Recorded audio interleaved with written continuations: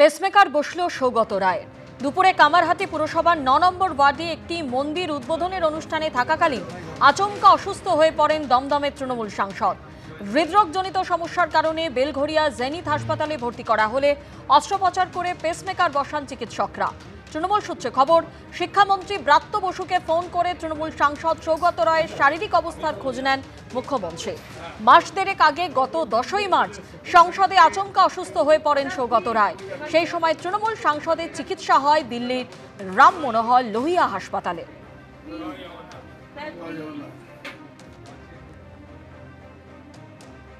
সৌগতদার আজকে একটা ব্ল্যাকআউট মতো হয় এবং আমাদের ওখানে আমাদের কামারহাটির যিনি চেয়ারম্যান তিনি ওকে সঙ্গে সঙ্গে নার্সিংহোমে নিয়ে আসেন।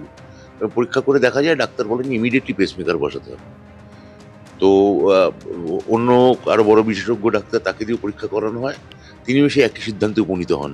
তার সঙ্গে দেখা করেছি ওটিতে ঢোকার আগে, খুব সুন্দর, মানে ভালো, মানসিকভাবে চাঙ্গা, ফিট।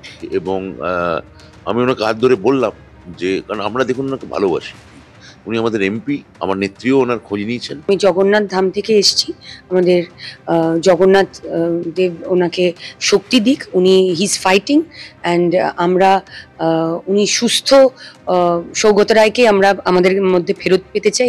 বড়বাজারে অগ্নিকাণ্ডের ঘটনা ইতিমধ্যে 14 জনের মৃত্যু হয়েছে, আরো একজন হাসপাতালে চিকিৎসাধীন। ঠিক যে বাড়ির সামনে আমরা রয়েছি, এই হচ্ছে একটি হোটেল, যে হোটেলে অগ্নিকাণ্ডের ঘটনা ঘটেছে।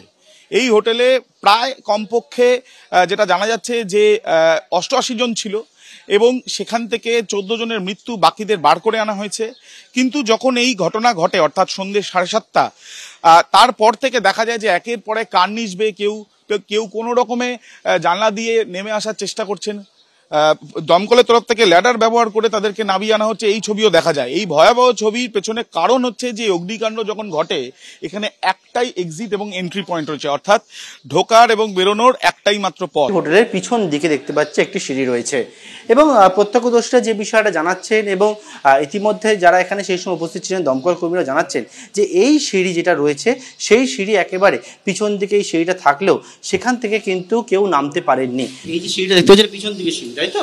এই সিঁড়িটা আছে আপনার বার জন্য, ঠিক আছে? এই বার নতুন হচ্ছে তো সেই জন্য সিঁড়িটা কাজ জন্য বন্ধ করে দিয়েছে। এটা কালবের ওপেনিং ছিল, কালতে খুলতে পারে, সেই জন্য আগেটা রিসেপশনে লিফট আর সিঁড়ি।